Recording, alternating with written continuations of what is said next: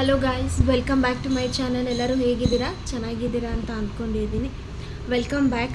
ಹಾಗೆ ಇನ್ಮೇಲಿಂದ ರೆಗ್ಯುಲರಾಗಿ ಡೈಲಿ ವ್ಲಾಗ್ ಮಾಡೋಣ ಅಂತ ಅಂದ್ಕೊಂಡಿದ್ದೀನಿ. ಮಿನಿ ವ್ಲಾಗ್ ಕೂಡ ಹೇಗೆ ಮಾಡೋದು ಅಂತ ಅಷ್ಟು ನಂಗೆ ಗೊತ್ತಿಲ್ಲ.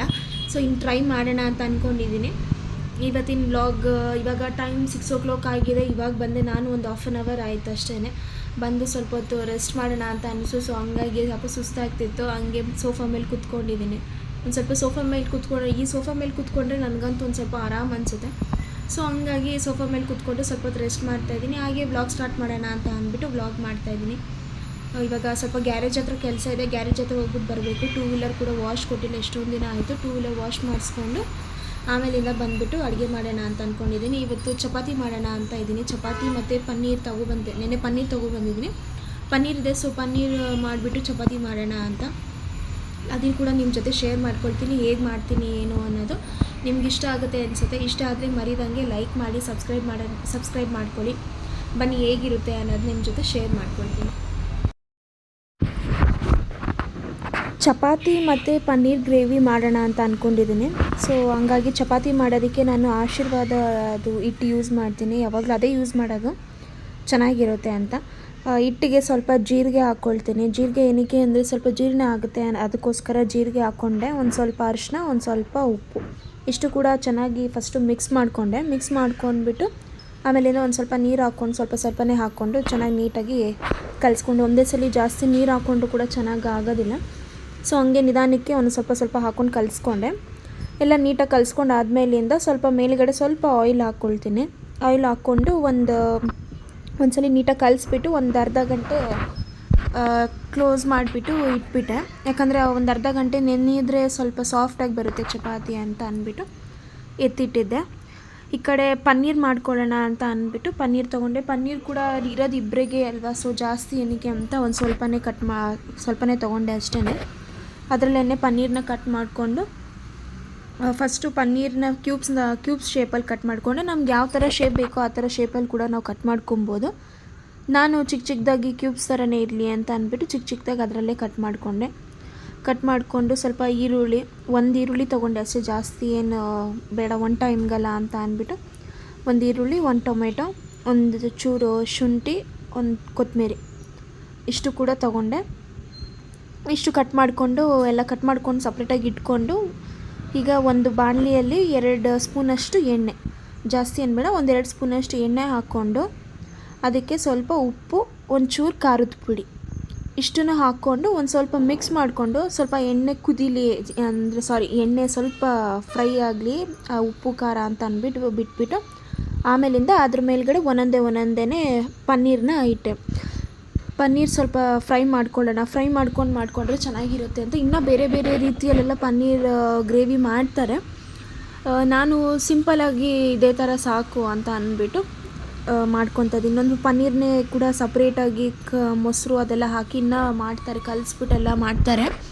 ನಾನು ಸಿಂಪಲಾಗಿದೆ ಸಾಕು ಅಂತ ಅಂದ್ಬಿಟ್ಟು ಒಂದು ಸ್ವಲ್ಪ ಖಾರ ಉಪ್ಪು ಹಾಕಿ ಫ್ರೈ ಮಾಡಿಕೊಂಡು ಸಪ್ರೇಟಾಗಿ ಪನ್ನೀರ್ನ ಎತ್ತಿಟ್ಕೊಂಡೆ. ಮತ್ತು ಅದೇ ಬಾಣಲಿಗೇನೆ, ಅದೇ ಎಣ್ಣೆಗೇನೆ ಫ್ರೈ ಮಾಡಿರ್ತೀವಲ್ಲ ಅದೇ ಆಯಿಲ್ಗೇನೆ ಸ್ವಲ್ಪ ಚಕ್ಕೆ, ಸ್ವಲ್ಪ ಲವಂಗ, ಸ್ವಲ್ಪ ಶುಂಠಿ, ಒಂದು 4-5 ಬೆಳ್ಳುಳ್ಳಿ, ಆಮೇಲಿಂದ ಒಂದು ಈರುಳ್ಳಿ, ಅದ್ರ ಜೊತೆಗೆ ಒಂದು ಟೊಮೆಟೊ, ಇಷ್ಟನ್ನು ಹಾಕ್ಕೊಂಡು ಚೆನ್ನಾಗಿ ಫ್ರೈ ಮಾಡ್ಕೋಬೇಕು ಫಸ್ಟು. ಅದ್ರ ಜೊತೆಗೆ ಒಂದು ಸ್ವಲ್ಪ ಗೋಡಂಬಿ, ಒಂದು 6-7-8 ಗೋಡಂಬಿ, ಇಷ್ಟನ್ನು ಹಾಕ್ಕೊಂಡು ಚೆನ್ನಾಗಿ ಫ್ರೈ ಮಾಡ್ಕೋಬೇಕು. ಅದು ಫ್ರೈ ಮಾಡ್ಕೊಂಡಾದಮೇಲೆ ತಣ್ಣಗಾದ್ಮೇಲಿಂದ ಮಿಕ್ಸಿಲಿ ಹಾಕ್ಕೊಂಡು ಸ್ವಲ್ಪ ರುಬ್ಕೋಬೇಕು. ಸ್ವಲ್ಪ ಅದೆಲ್ಲ ಬಿಸಿ ಎಲ್ಲ ಸ್ವಲ್ಪ ತಣ್ಣಗಾದ್ಮೇಲಿಂದ ರುಬ್ಕೊಬೇಕು ಮಸಾಲೆನ. ಅದು ರುಬ್ಕೊಂಡಾದ್ಮೇಲಿಂದ ಅದೇ ಬಾಣಲಿಗೇನೆ ಒಂದು ಸ್ವಲ್ಪ ಎಣ್ಣೆ ಹಾಕಿ, 1-2 ಸ್ಪೂನಷ್ಟು ಎಣ್ಣೆ ಹಾಕಿ, ಸ್ವಲ್ಪ ಜೀರಿಗೆ, ಆಮೇಲಿಂದ ಸ್ವಲ್ಪ ಈರುಳ್ಳಿ, ಒಂದು ಅರ್ಧ ಅಷ್ಟು ಈರುಳ್ಳಿನ ಚಿಕ್ಕದಾಗಿ ಕಟ್ ಮಾಡಿಕೊಂಡು ಆ ಈರುಳ್ಳಿನ ಸಮೇತ ಅದರಲ್ಲೇ ಹಾಕ್ಕೊಂಡು ಸ್ವಲ್ಪ ಫ್ರೈ ಮಾಡ್ಕೋಬೇಕು. ಅದೊಂದು ಸ್ವಲ್ಪ ಗೋಲ್ಡನ್ ಕಲರ್ ಥರ ಬಂದಾದ್ಮೇಲಿಂದ ಚೆನ್ನಾಗಿ ಫ್ರೈ ಆದಮೇಲಿಂದ ಮಸಾಲೆ ನಾವೇನು ರುಬ್ಕೊಂಡಿರ್ತೀವಲ್ಲ ಆ ಮಸಾಲೆನ ಅದರೊಳಗಡೆ ಹಾಕ್ಕೊಂಡು ಚೆನ್ನಾಗಿ ಮಿಕ್ಸ್ ಮಾಡ್ಕೋಬೇಕು. ಅಟ್ಲೀಸ್ಟ್ ಒಂದು 2-3 ನಿಮಿಷನಾದರೂ ಚೆನ್ನಾಗಿ ಮಿಕ್ಸ್ ಮಾಡ್ತಾ ಇರಬೇಕು. ಯಾಕಂದರೆ ಅದಕ್ಕೆ ಗೋಡಂಬಿ ಹಾಕಿರೋದ್ರಿಂದ ಜಾಸ್ತಿ ಗಟ್ಟಿ ಆದಂಗೆ ಆಗಿಬಿಡುತ್ತೆ. ಸೊ ಹಂಗಾಗಿ ಒಂದು 2 ನಿಮಿಷ ಚೆನ್ನಾಗಿ ಮಿಕ್ಸ್ ಮಾಡ್ಕೊತಾ ಇರಬೇಕು. ಅದು ಮಿಕ್ಸ್ ಮಾಡ್ಕೊಂಡಷ್ಟು ತಳನೂ ಕೂಡ ಸೀದೋದಿಲ್ಲ, ಚೆನ್ನಾಗಿ ಹಂಗೆ ಇರುತ್ತೆ.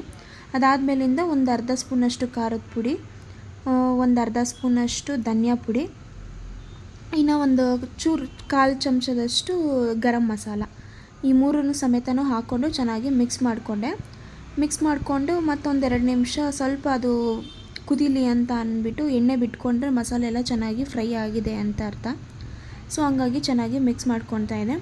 ಆವಾಗಲೇ ಕೂಡ ನಮಗೆ ರುಚಿಗೆ ಎಷ್ಟು ಬೇಕೋ ಅಷ್ಟು ಉಪ್ಪು, ರುಚಿಗೆ ತಕ್ಕಷ್ಟು ಉಪ್ಪನ್ನ ಹಾಕ್ಕೊಬೇಕು. ಉಪ್ಪು ಹಾಕ್ಕೊಂಡು ಇನ್ನೊಂದು ಸ್ವಲ್ಪ ನೀರು ಹಾಕ್ಕೊಂಡು ಸ್ವಲ್ಪ ಮಿಕ್ಸ್ ಮಾಡಿಕೊಂಡೆ, ಯಾಕಂದರೆ ನನಗೆ ಸ್ವಲ್ಪ ಗಟ್ಟಿ ಅನ್ನಿಸ್ತಾ ಇತ್ತು.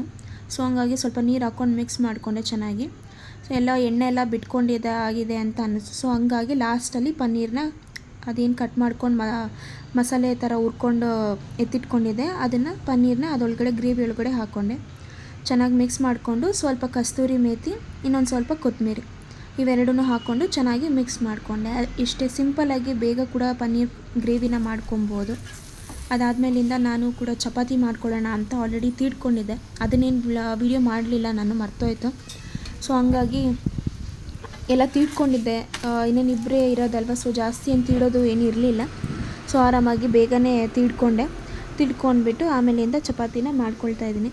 ಚಪಾತಿಗೂ ಕೂಡ ಜೀರಿಗೆ ಏನಕ್ಕೆ ಹಾಕ್ತೀನಿ ಅಂದರೆ ಅದು ಜೀರ್ಣ ಆಗುತ್ತೆ ಅನ್ನೋ ಒಂದು ಉದ್ದೇಶದಿಂದ ಜೀರಿಗೆ ಹಾಕ್ತೀನಿ ಚಪಾತಿ ಹಿಟ್ಟಿಗೆ ಹಾಕ್ಕೊಂಡು ಚೆನ್ನಾಗಿ ಕಲಿಸ್ಕೊಂಡು ಮಾಡ್ಕೊಳ್ತೀನಿ. ಚಪಾತಿ ಕೂಡ ತುಂಬ ಸಾಫ್ಟಾಗಿ ತೆಳ್ಳಗೆ ಚೆನ್ನಾಗಿ ಬಂದಿತ್ತು.